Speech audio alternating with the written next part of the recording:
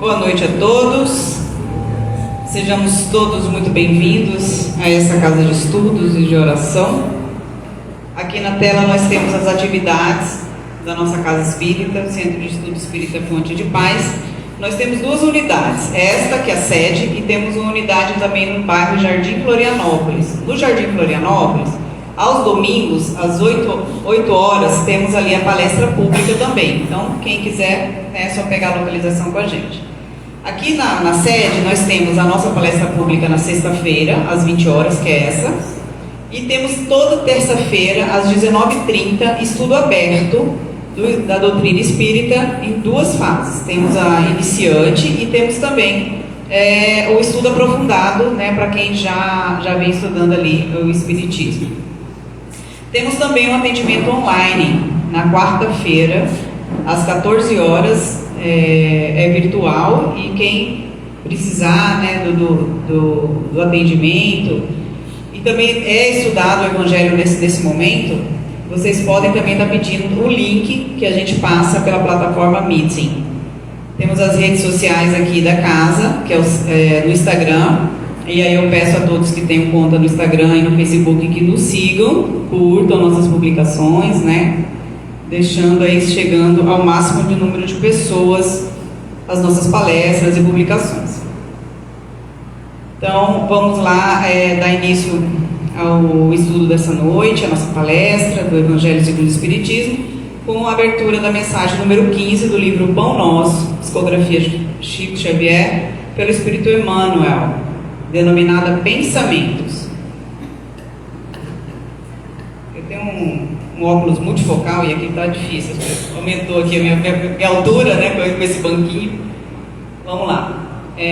A carta de Paulo aos Filipenses, capítulo 4, versículo 8. Quanto ao mais, irmãos, tudo que é verdadeiro, tudo que é honesto, tudo que é justo, tudo que é puro, tudo que é amável, tudo que é de boa fama, se há alguma virtude e se há algum louvor, nisso pensai. E a gente vê agora o que Emmanuel nos esclarece a respeito dessa mensagem de Paulo. Todas as obras humanas constituem a resultante do pensamento das criaturas.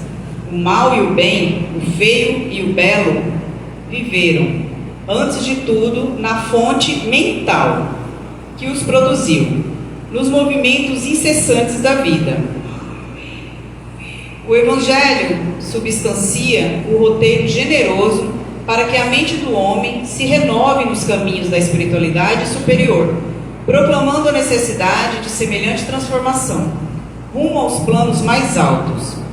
Não será tão somente com os pioneiros intelectuais da filosofia que o discípulo iniciará seus esforços em realização desse teor. Renovar pensamentos não é tão fácil como parece à primeira vista.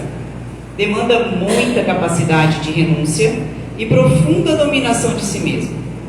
Qualidades que o homem não consegue alcançar sem trabalho e sacrifício do coração. É por isso que muitos servidores modificam expressões verbais, julgando que refundiram pensamentos. Todavia, no instante de recapitular, pela repetição das circunstâncias, as experiências redentoras encontram de novo análogas perturbações, porque os obstáculos e as sombras permanecem na mente, quais fantasmas ocultos. Pensar é criar.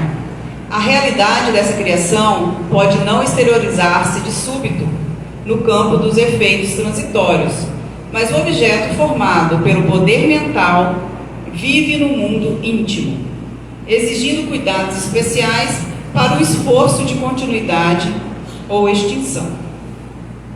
O Conselho de Paulo aos Filipenses apresenta sublime conteúdo.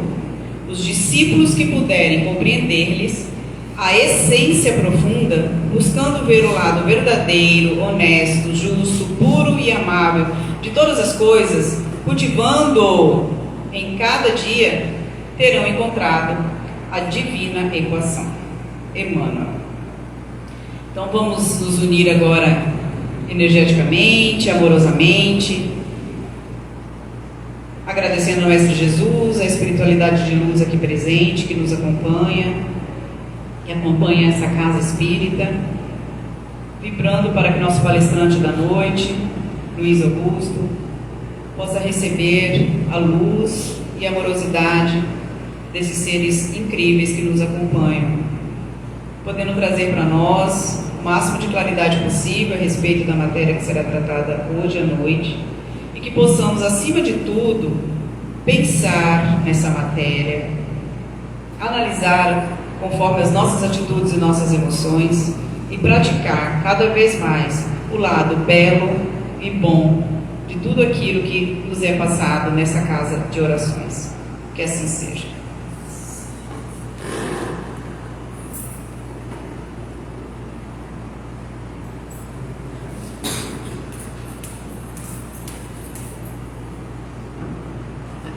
Eu nunca tinha descoberto que eu era tão baixinho assim, mas depois me fizeram crer botando uma escadinha aqui.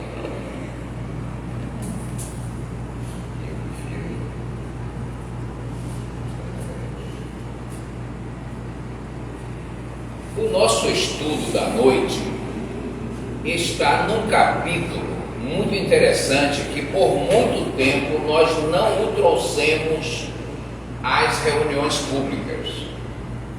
E uma decisão que a nossa presidente tomou aqui, nossa Graciane, de trazer esse capítulo para as reuniões públicas, eu fiquei muito surpreso quando tive que preparar a minha primeira palestra sobre um dos temas deste capítulo. O capítulo são coletânea de preces espíritas. O senhor Allan Kardec, no 28º capítulo desta obra, o Evangelho segundo o Espiritismo, colocou uma coletânea de preces. E nós temos trazido aqui a cada sexta-feira uma dessas orações, dessas preces, assim introduzidas pelo senhor Allan Kardec, e buscando trazer algumas informações sobre isso. O que nós descobrimos, eu pessoalmente descobri, fazendo o estudo para essas apresentações e acompanhando as apresentações daqueles que colaboram também aqui na sexta-feira, o que nós descobrimos é uma coisa interessante, é que esse capítulo basicamente recapitula todo o Evangelho, todas as obras básicas nos fazem recordar, e muito mais do que isso, é a colocação em prática dos ensinos dos demais capítulos. Então, na noite de hoje, nós vamos fazer uma recordação aqui, porque esse capítulo, ele tem um preâmbulo, preces gerais, preces para si mesmo. Em cada um desses itens tem várias oportunidades de preces diferentes. Nós estamos aqui num subtema que é preces pelos outros. Já foi começado já há algum tempo, preces pelos outros, e teremos mais tarde, quando acabarmos esse subitem, preces pelos que já não são mais da terra, isto é, os que morreram, não é? E preces pelos doentes e obsidiados. Nesse tema, preces pelos outros, nós já trabalhamos aqui por alguém que esteja em aflição, ação de graças como benefício concedido a outrem, que a Marli nos trouxe essa palestra na sexta-feira anterior, e hoje nós estaremos falando prece pelos nossos inimigos e pelos que nos querem mal. É a coisa mais fácil da gente fazer. Acho que todo mundo aqui tem esse ímpeto natural de orar pelos inimigos, de orar por aqueles que nos querem mal, não é? Os que não têm ainda, é bom começar a raciocinar, como disse a Renata, pensar no que será dito aqui, para que nós coloquemos em prática. É uma dificuldade muito grande, bem eu sei, mas nós devemos, para sermos discípulos de Jesus, para sermos compreendidos como discípulos de Jesus, é o que Jesus nos diz. Para que nós possamos ser entendidos como tal, precisamos amar uns aos outros. Como eu não posso esperar que os outros me amem, mas eu posso fazer a minha parte, amar a todos a quem eu possa, inclusive aos nossos inimigos.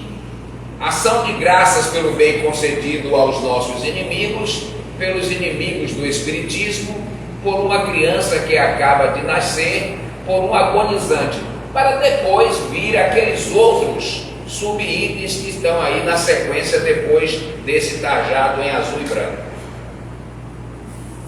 Então, eu vou começar por uma parte do Livro dos Espíritos, que é a parte terceira. O Livro dos Espíritos é o livro que deu origem a todas as outras obras da doutrina espírita, não é? Do chamado Pentateuco Espírita.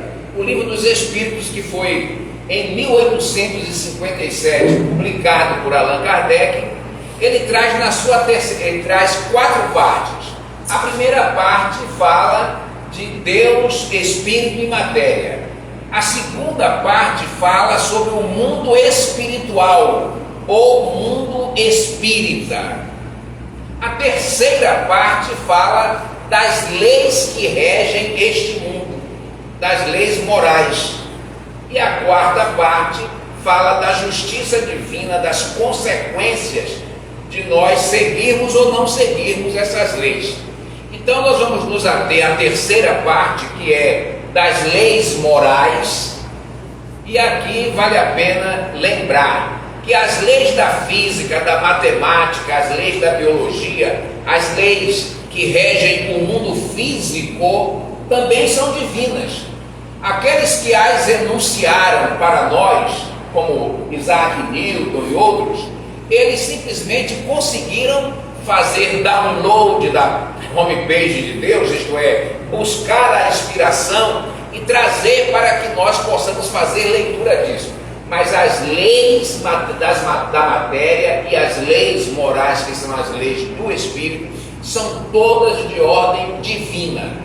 Então as leis morais, nesse capítulo, que é o 12º capítulo, que são das leis morais, ele traz, ou melhor, a terceira parte traz 12 capítulos. Eu coloquei aqui o primeiro e o último. O primeiro é falando genericamente da lei divina ou lei natural, todas elas que são da natureza espiritual e material são leis divinas. E o último capítulo, o 12º capítulo, ele fala da perfeição moral. Então vai estruturar uma série de questões para que nós analisemos o que é perfeição, o que é imperfeição moral. Neste interim, nós temos do capítulo 2 ao capítulo 11º a seguinte colocação. No primeiro, o segundo capítulo e o terceiro são das leis, chamada lei de adoração e lei do trabalho. São 2 leis morais. Essas leis se configuram os deveres do homem para com Deus. Então, dentro dos deveres do homem para com Deus, nós temos a lei de adoração, de render graças a Deus, e a lei do trabalho, que é nos colocarmos como seu colaborador, trabalhando aqui, fazendo tudo o que nós fazemos, qualquer que seja a profissão, fazendo em nome dele. Meu pai sempre me dizia assim: toda profissão é nobre, exercida com carinho, só o homem preguiçoso torna o trabalho mesquinho. Então tudo que nós fazemos aqui, com todas as diferenças que existem entre as diversas áreas do trabalho, elas são todas de ordem divina e assim deveriam ser produzidas. Então os deveres do homem para com Deus. Depois vem as leis da reprodução, da conservação e da destruição. E essas 3 se configuram os deveres do homem para consigo mesmo. E, na sequência, outras 4 leis: a lei da sociedade, a lei do progresso, a lei da igualdade e a lei da liberdade. E essas se configuram os deveres do homem para com o outro. Então, para vivermos, nós temos deveres para com Deus, deveres para conosco mesmo e deveres para com os demais. E a síntese desses três grupos está na 11ª lei, no 11º capítulo, ou na 10ª lei, melhor dizendo, mas no 11º capítulo, que é da lei da justiça, de amor e de caridade. A justiça é a expressão grandiosa de Deus, que por amor criou o homem, e este homem, para se relacionar com o outro, é preciso exercitar a caridade. E aí Allan Kardec interroga aos bons espíritos, aos espíritos construtores da humanidade, o que é caridade. Mas se fosse perguntar a cada um de nós, nós teríamos alguns conceitos, podiam ter diferentes um do outro. Mas ele pergunta aos espíritos numa base muito fundamental, que é a expressão da caridade no entendimento de Jesus. Qual a acepção da palavra caridade tal qual a entendia Jesus? E os espíritos responderam: benevolência para com todos, indulgência com as faltas cometidas e perdão das ofensas. Tudo que a gente possa dizer o que é caridade está incluso nisso, numa visão muito geral e ampla, que está na visão de Jesus, na concepção, na acepção dessa palavra feita por Jesus. Benevolência para com todos, indulgência com as faltas cometidas, não deixa nenhuma de fora, e perdão das ofensas. Está tudo no plural, para que nós não nos esqueçamos de nenhuma. Dentro desse capítulo, dessa parte terceira das leis morais, nós vamos buscar aqui, neste item, no 12º capítulo da perfeição moral, algumas questões para nós trabalharmos. Nesse capítulo tem as virtudes e os vícios, as paixões, o egoísmo, caracteres do homem de bem e conhecimento de si mesmo. E nós vamos trabalhar apenas o subitem virtudes e vícios. Lembrando que vício aqui significa a ausência de virtude, aquilo que se contrapõe à virtude. Não é vício de tomar cachaça, de cheirar cocaína, não tem nada disso aí. É ausência de virtude. Pode ser que isso esteja incluso, não é? Então, dentro desse capítulo, a perfeição moral, no subitem as virtudes e os vícios, eu tirei 3 questionamentos que Kardec faz aos espíritos. A de número 893, ele pergunta: qual a mais meritória de todas as virtudes? Se nós perguntássemos aqui, um diria que é o amor, um diria que é a caridade, que é isso, que é aquilo, e os espíritos assim responderam ao senhor Allan Kardec: toda virtude tem seu mérito, então todas são meritórias, porque todas indicam progresso na senda do bem. O homem que tem uma virtude, ele está fazendo progresso na senda do bem. Há virtude sempre que há resistência voluntária ao arrastamento dos maus pendores, que todos nós temos. Se tiver aqui alguma honrosa exceção, que me perdoe a incisiva colocação, mas todos nós temos uma tendência a alguns equívocos, e vencer o arrastamento a esses pendores maus gera em nós uma virtude. E aí, exatamente, o mérito está nisso, em resistir ao mal. A sublimidade da virtude, porém, está no sacrifício do interesse pessoal. É aí que o bicho pega. Porque veja só, eu sou pai e até sou avô agora. depois dos 70 anos, ganhei de presente meu primeiro neto. Mas a gente cuida de filho e cuida de neto. Agora eu posso falar assim, né? Antes eu falava pensando só nos que eram, agora eu estou de cátedra. Então vejam só, a gente cuida dessas entidades que chegam à nossa família, ao nosso lar, aos filhos, os netos, a gente cuida com muito amor, com muita dedicação, mas está dentro desse cuidado muito interesse nosso próprio. Um deles, que todo mundo tem, eu acho, é que quando ficar velhinho tenha quem cuide, não é? E eu que já estou assim, ó, com a barba branca, já fico pensando quem vai cuidar de mim, não é? Porque a gente vai chegar nesse momento da necessidade do cuidado de alguém, e as pessoas mais próximas para nos cuidar são os filhos, os netos, não é? Agora meu neto está com 1 ano e pouco, eu já estou velho desse tanto, você imagina quanto vai demorar. Então, a sublimidade da virtude, porém, está no sacrifício do interesse pessoal. Então, como é que a gente pode evoluir nesse aspecto? Eu tenho que analisar das coisas que eu faço para outrem, quanto de interesse pessoal eu coloco nisso. Porque todos nós colocamos.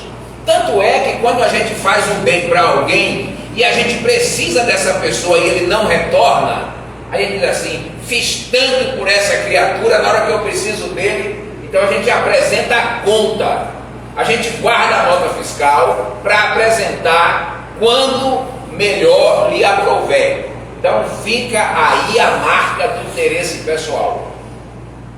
Então eu tenho que saber quanto de interesse pessoal eu tenho colocado nas coisas que eu faço, para que eu possa me organizar psiquicamente, moralmente, para diminuir esse interesse pessoal. Eu faço sempre uma comparação assim: se eu compro algo para revender, eu ponho uma taxa de ganho, né? Um juro daquilo que eu vou ganhar, um lucro. Então, o que eu vou pensar daqui para diante é, eu ganho, digamos, 100% na venda. Eu devo estar explorando alguém. Então eu vou agora me melhorar um pouco. Vou colocar 80%. Há quem diga, mas é muito. Mas é o que eu posso fazer nesse momento, não é? Eu estou saindo do 100% para cobrar só 80% de lucratividade. Quando eu tiver melhor, eu vou trocar isso para 50%. Mas é melhor, não é financeiramente, é melhor moralmente.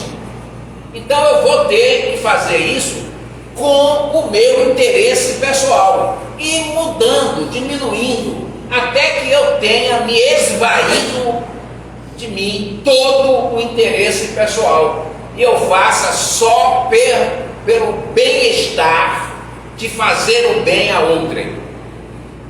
É isso que é a evolução moral que precisamos fazer neste particular. A sublimidade da virtude, porém, está no sacrifício do interesse pessoal pelo bem do próximo. Eu faço o bem ao próximo sem interesse pessoal, ou sacrificando, sem pensamentos ocultos, porque a maioria de nós faz com pensamento oculto. Eu estou fazendo, não digo nada, não peço voto, não peço aplauso, não peço nada de volta, mas aqui dentro está assim: o dia que eu precisar de você, você me faça, viu? O dia que precisar de você, não me negue. É isso que nós estamos fazendo. A mais meritória é a que assenta na mais desinteressada caridade. Então aí está a resposta sintetizada aqui embaixo. Qual é a mais meritória? É aquela que se assenta na mais desinteressada caridade. Eu faço o bem por fazer, sem esperar recompensa. A questão de número 895, do mesmo item, vícios e virtudes, diz assim: posto de lado os defeitos e os vícios, acerca dos quais ninguém pode equivocar, qual o sinal mais característico da imperfeição? A gente fala tanto dos erros dos outros e não olha para si mesmo. Qual é a minha imperfeição? Onde está a minha maior gravidade das imperfeições que eu trago? A resposta dos espíritos, o interesse pessoal. Aí eu pergunto, quem de nós está isento disso? Se esse é o que mais demarca, que mais declara a imperfeição humana, a imperfeição moral do homem, é o interesse pessoal. Então, aonde que estamos nós frente a isso? Frequentemente as qualidades morais são como num objeto de cobre a douradura. A gente tem um objeto de cobre, mas manda passar aquela película dourada. Então ela está dourada, aquilo lá parece ouro, brilha como ouro. É cobre? Não, é ouro. Aí vem aquele que analisa, pega e não resiste à pedra de toque. Quando eu passo ali, descobre a casca e vê o cobre embaixo. Não é ouro. Isso são as nossas virtudes. Elas são aparentes. Na profundidade ainda estamos com as imperfeições bem marcadas, que precisamos ir aos poucos diluindo, dando margem à maior virtude à medida que vamos diminuindo o nosso interesse pessoal. O verdadeiro desinteresse é coisa ainda tão rara na Terra que quando se patenteia, todos o admiram como se fora um fenômeno. E isso é verdade. Quando a gente vê alguém que faz alguma coisa livre de qualquer desinteresse, a gente fica admirado. E a gente se admira até da gente quando a gente faz sem interesse. Mas logo, logo a gente descamba pensando assim, mas quando eu precisar desse miserável, ele tem que fazer para mim. Aí o interesse volta e a gente cai por terra, porque é a pedra de toque que demonstra que o ouro que estava reluzente não é verdadeiro. E por fim, dessas questões trazidas do capítulo da perfeição moral, dos vícios e virtudes, tem aqui a questão 899.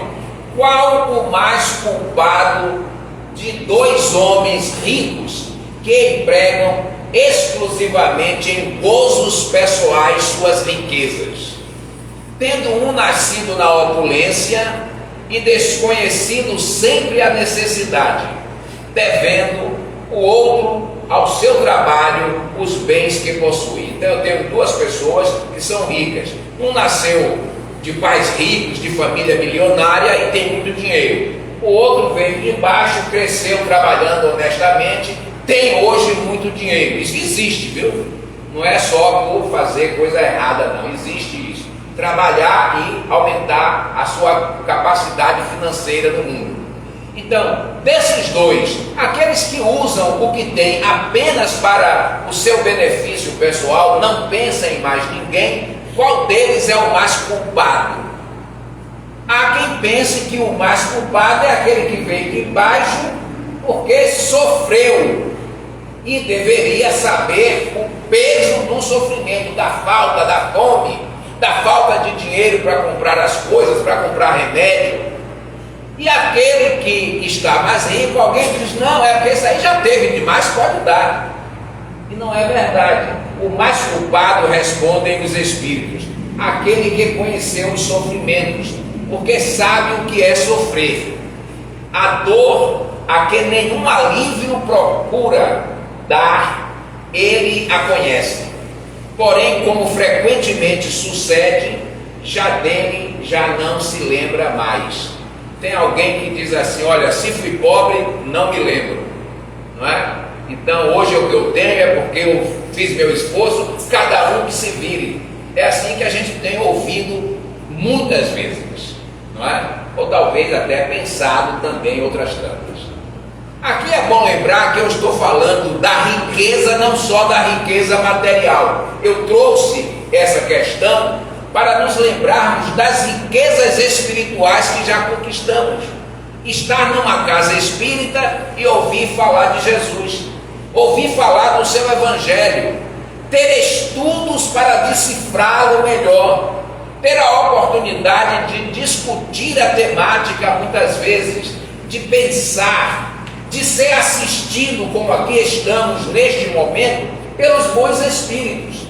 Enquanto nós estamos aqui nesta palestra, cada um de nós está sendo assistido por espíritos misericordiosos, em nome de Jesus, no silêncio e sem alarde, fazendo o que precisa produzir em nós de melhoria, inclusive física, da saúde física, nos aplicando o passe magnético, nos magnetizando para que nós saiamos daqui melhores do que chegamos. Então, nós temos uma assistência diuturna, não somente nessa hora.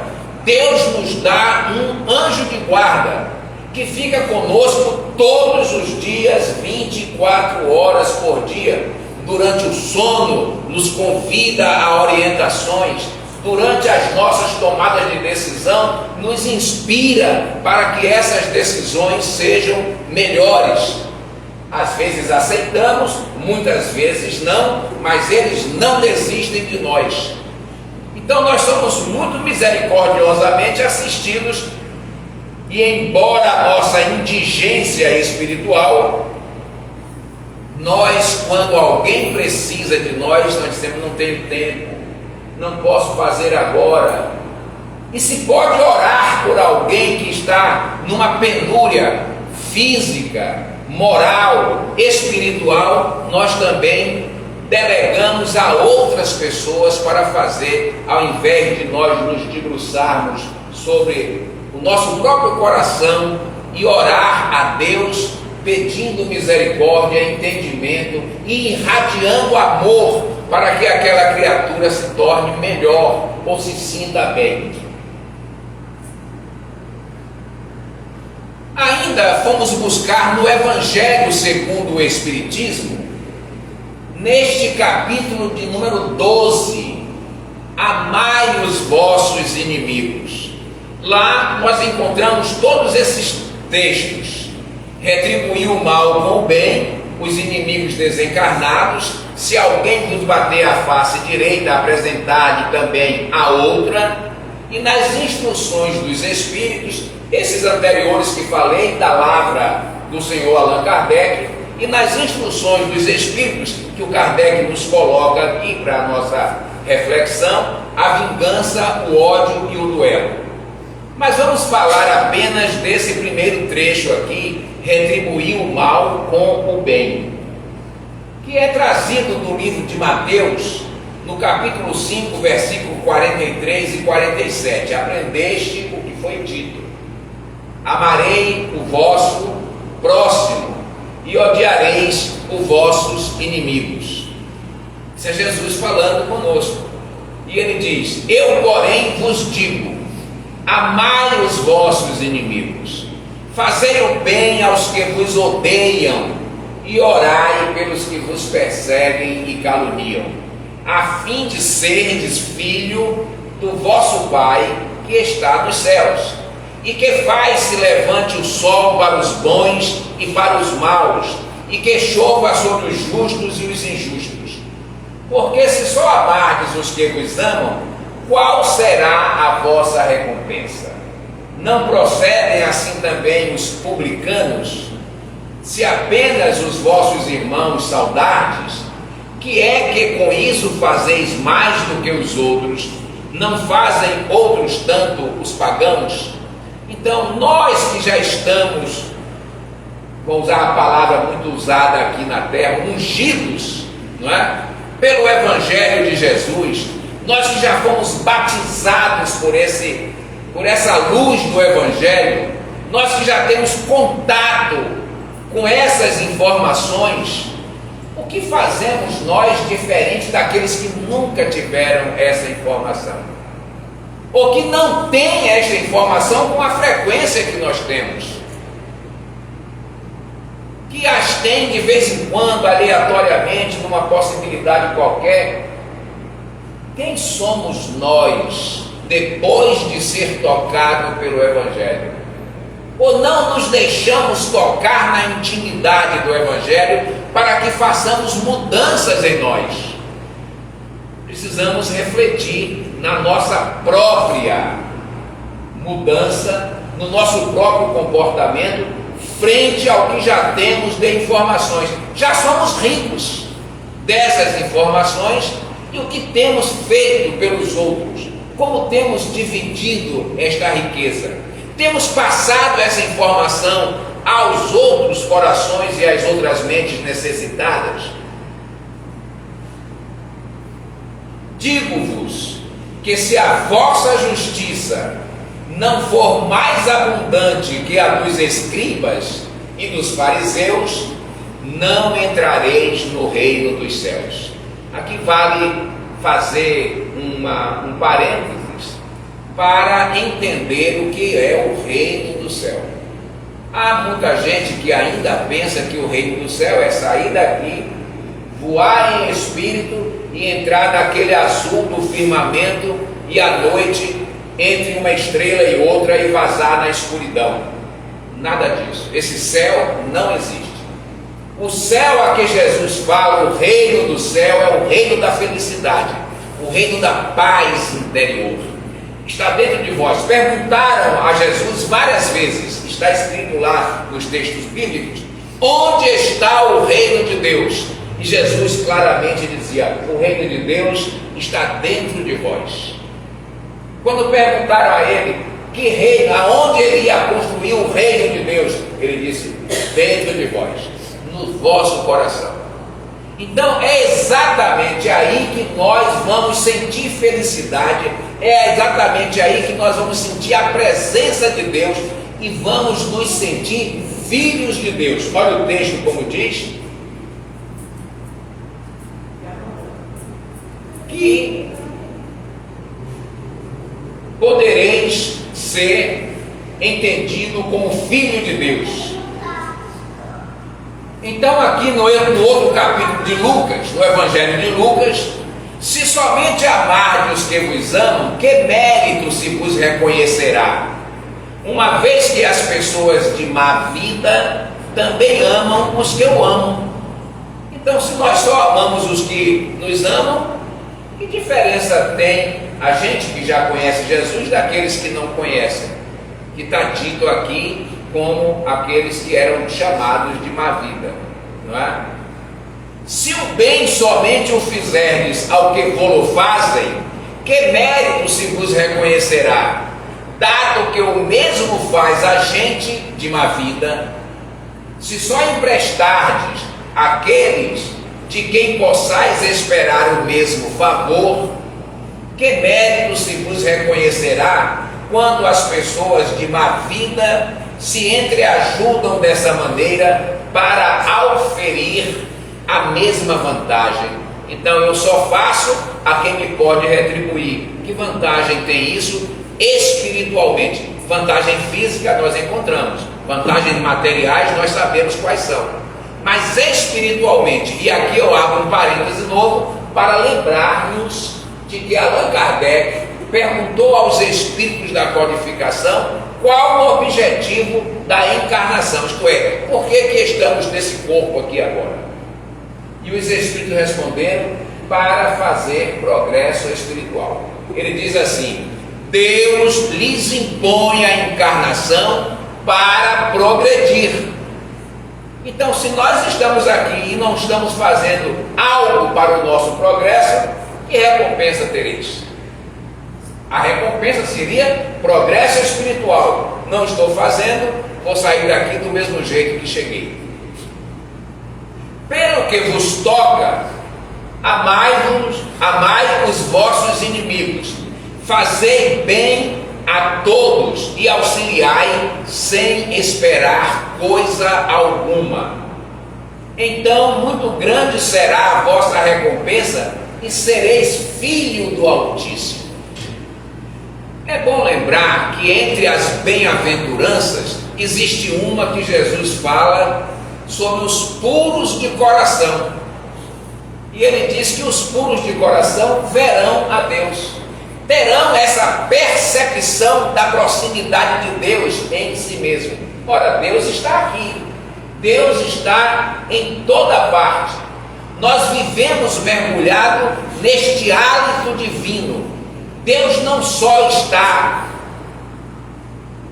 em torno de mim, como está dentro de mim, faz parte de toda a minha composição. E eu não sinto a presença de Deus em mim. Mas se eu me melhorar paulatinamente, progressivamente, se eu fizer este exercício, eu irei sentir este crescimento do Cristo interno e vou sentir o reino de Deus em mim, essa felicidade, a presença de Deus em mim mesmo. Sede, pois, cheio de misericórdia, como cheio de misericórdia é o vosso Deus. Observe, Jesus aqui não diz o nosso Deus, ele não se inclui, ele diz o vosso Deus. Ele diz para que nós possamos ver o Deus com o meu próprio olho, com a minha capacidade de ver. Que Deus é misericordioso para mim, qual é o tanto que eu sei dessa misericórdia? Pelo menos isso, seja misericordioso com o outro. Não queira fazer algo grandioso que você não consegue enxergar no Deus que você vê.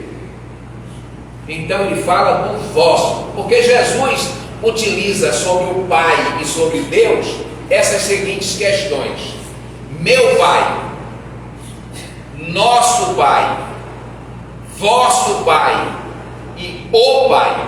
Quando ele diz o Pai, ele está falando de uma grandeza que nem ele é capaz de ter a dimensão total.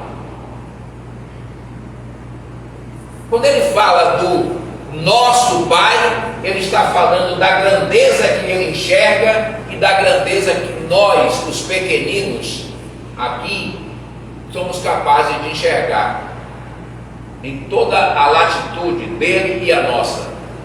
Quando ele fala o meu Pai, é na grandeza que ele enxerga. E quando ele fala o vosso, é somente aquilo que nós enxergamos. Então tem essas dimensões do Deus. Na prece apresentada por Allan Kardec, vejamos o quanto desses textos que trouxemos está aqui. Porque ele começa assim: disse Jesus, isso no prefácio, ele introduzindo algo sobre a oração que vai nos mostrar: amai os vossos inimigos. Esta máxima é o sublime da caridade cristã, mas enunciando-a, não pretendeu Jesus preceituar que devamos ter com o nosso inimigo o carinho que dispensamos aos amigos. Por aquelas palavras, ele nos recomenda que lhes esqueçamos as ofensas. Ele não diz que nós esqueçamos o inimigo, esqueçamos a ofensa. Tira esse obstáculo. A gente pode chamar de interesses. Esse que é o meu inimigo e esse que sou eu. O que impacta entre mim e ele, o que obstrui o caminho entre ele, é o que se interpõe, o interesse.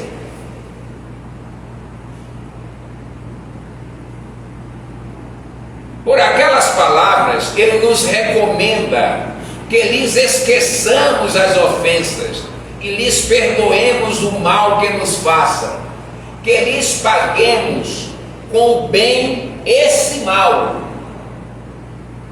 Além do merecimento que aos olhos de Deus resulta de semelhante proceder, ele equivale a mostrar aos homens o em que consiste a verdadeira superioridade. E nós reconhecemos isso quando vemos alguém que assim procede. Nós dizemos assim: esse é um cara de nível superior, não é? Já elevou-se espiritualmente, ele consegue fazer o bem àquele que lhe fez mal. Ou muitas vezes nós não temos a grandeza desse olhar e nós dizemos: esse aí é um bobão, apanha e ainda fica servindo ao outro, não é? Então nós temos esses pesos que dependem da nossa capacidade evolutiva para enxergar com o olho da misericórdia ou o olho simplesmente da crítica vulgar.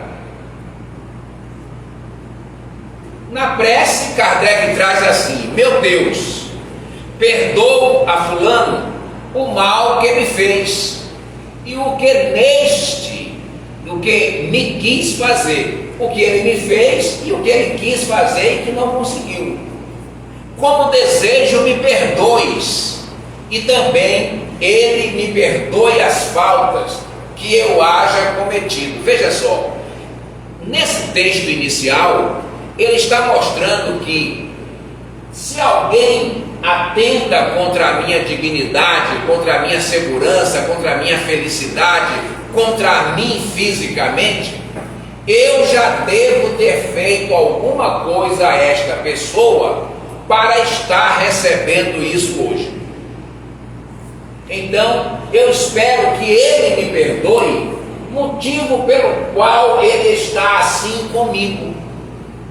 O que é que eu já fiz, que eu não me lembro, mas eu devo ter feito, e ele sente que eu já fiz, e ele me trata desse jeito que eu hoje gostaria que ele compreendesse diferente.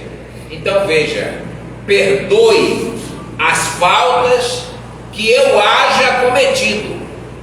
Se o colocaste no meu caminho como prova para mim, faça-se a sua vontade. Então eu entendo que os obstáculos todos na minha vida, inclusive aqueles que chegam como meu inimigo, como meus detratores, como aqueles que me querem mal, são para o meu crescimento espiritual. E se me colocou é porque Deus tem uma meta do meu crescimento. Quando eu peço força a Deus, Ele não me dá coisa para comer, nem me dá um remédio biotônico fontoura. Ele me dá exercício para que eu fique forte. Quando eu peço a Ele pernas para caminhar, Ele diz: meu filho, se você ficar sentado, seu músculo atrofia. Você quer perna para caminhar? Tome caminho. E aí me dá uma estrada para que eu exercite meus músculos e tenha pernas para caminhar. Então é assim: livra-me, ó Senhor Deus, ó meu Deus, da ideia de o maldizer o meu inimigo, aquele que atenta contra mim, e de todo desejo malévolo contra ele. Faze que jamais me alegre com as desgraças que lhe cheguem, nem me desgoste com os bens que lhe poderão ser concedidos, a fim de não macular minha alma por pensamentos indignos de um cristão, isto é, falta de caridade.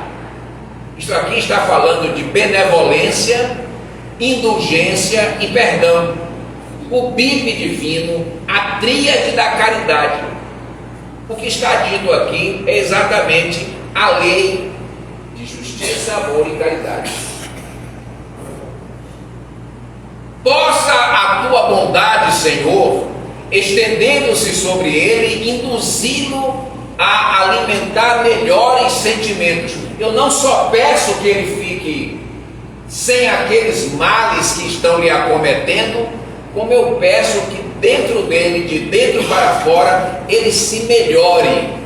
E aí pesa muitas vezes o interesse pessoal. Quando eu faço uma oração como essa, eu posso fazer pensando na melhoria do outro, simplesmente. Ou eu posso pensar que ele se melhore e não me faça mal. Aí vai o interesse pessoal. Então eu tenho que me cuidar com isso, porque quando eu não me cuido, aquele pensamento oculto me desmorona a teórica virtude que eu estava conquistando. Bons espíritos, inspirai-me o esquecimento do mal e a lembrança do bem. Aqui me faz lembrar Jesus entrando numa cidade pequena com os discípulos, e ali havia um cão morto, deitado no chão, putrefato, as pernas se alargando uma na direção contrária da outra, a barriga estufando, e o mau cheiro, porque o vento soprava em toda direção, exalava na cidade. Os discípulos chamaram a atenção do mestre: mestre, veio, aqui as pessoas só comentam do mau cheiro que exala do cão morto. Jesus nada respondeu, andou na direção do cão morto, chegou junto e pôs-se a admirar aquele cão, embora o mau cheiro estivesse aceso na cidade pelo vento. E ele olhava para o cão, olhou profundamente e demoradamente. Quando ele ergue a cabeça, ele olha os discípulos e diz: que lindos dentes, brancos como o marfim. Uma lição profunda e simples, dizendo para nós: esqueça o mau cheiro que exala do comportamento alheio e olhe, sinta o perfume, a beleza dos bons comportamentos que às vezes eles possam demonstrar. Observe o que há de bom e esqueça o mal. É isso que está escrito aqui. Bons espíritos, inspirai-me o esquecimento do mal e a lembrança do bem, que nem o ódio, nem o rancor, nem o desejo de lhe retribuir o mal com outro mal me entrem no coração, porquanto o ódio e a vingança só são próprios dos espíritos maus, e eu não quero mais ser assim. Encarnados e desencarnados, pronto esteja eu, ao contrário, a lhe estender a mão fraterna e lhe pagar com o bem o mal e auxiliá-lo se estiver ao meu alcance. E a gente muitas vezes diz assim: eu até perdoo, mas não quero ver nem de costa, não quero ver nem pintado. Tem muita forma que a gente não quer ver, o que a gente não quer é ver. Então isso não é perdão. Perdão não é esquecimento da ofensa, é ressignificação da ofensa, é entender por que eu fui ofendido. E na maioria das vezes, em quase totalidade, é porque eu preciso ser testado por aquela situação para ver o quanto eu já aprendi do Evangelho com que eu tive contato. Desejo para experimentar a sinceridade do que digo, que a ocasião se me apresente de lhe ser útil. Eu estou pedindo para que eu possa lhe fazer o bem, retribuir o mal com o bem. Então me dê esta oportunidade, apresente-me uma situação para que eu possa demonstrar isso de verdade, para que eu possa estar mostrando a mim mesmo que eu sou capaz de fazer o bem a quem me faz o mal. Desejo para experimentar a sinceridade do que digo, que a ocasião se me apresente de lhe ser útil, mas sobretudo, ó meu Deus, preserva-me de fazê-lo por orgulho e ostentação, isto é, preserva-me do interesse pessoal, abatendo-o com uma generosidade humilhante, que muitas vezes nós fazemos. Aí, ó, você me fez isso, olha como é que eu estou fazendo com você. Está vendo, gente? Ele me fazia isso, olha como eu estou fazendo agora o bem para ele. Isso é a humilhação, é o interesse pessoal, é o orgulho sendo exaltado e não a generosidade, o que me acarretaria perda do futuro da minha ação, pois nesse caso eu mereceria me fossem aplicadas estas palavras do Cristo: já não recebeste a tua recompensa?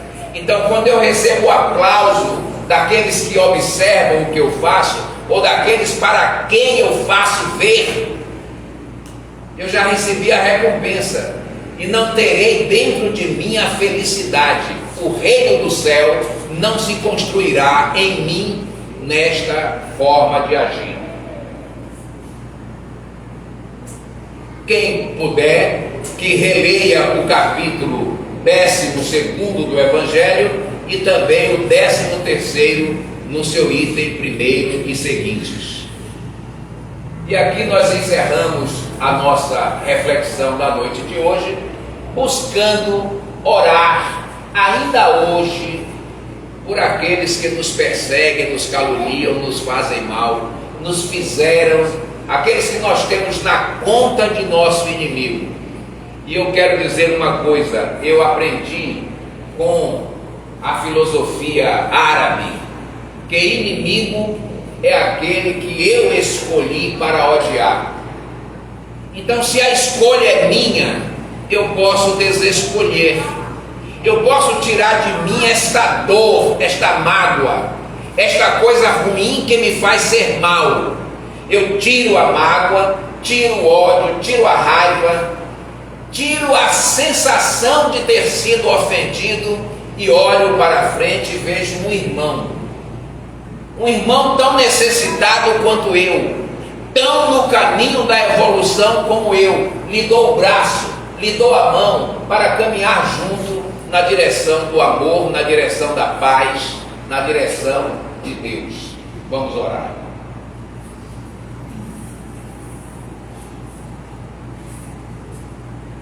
Querido Mestre Jesus, diante de tanta grandeza das tuas lições, quedamos na nossa pequenez a te rogar misericórdia, pela nossa indigência espiritual, pelo quanto ainda, Senhor, não conseguimos avançar, mesmo com as lições do teu Evangelho sempre presente em nossa mente, em nosso coração, sem fazer mudanças adequadas para o nosso comportamento.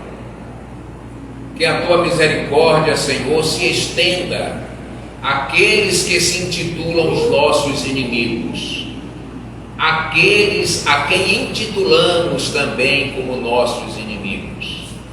Que o teu amor, a tua misericórdia, a tua paz possa de mansinho chegar e alinhar-se nos seus corações como nos nossos, para que nos tornemos melhores, brandos e pacíficos, mansos e humildes de coração, para que possamos, Senhor, desfrutar da bem-aventurança de estar contigo no dia de hoje e por todo sempre. Abençoa os lares aqui representados, estas crianças que aqui vieram te buscar, e todos nós que aqui viemos te ver. Fica conosco, Senhor, agora e sempre, que assim seja.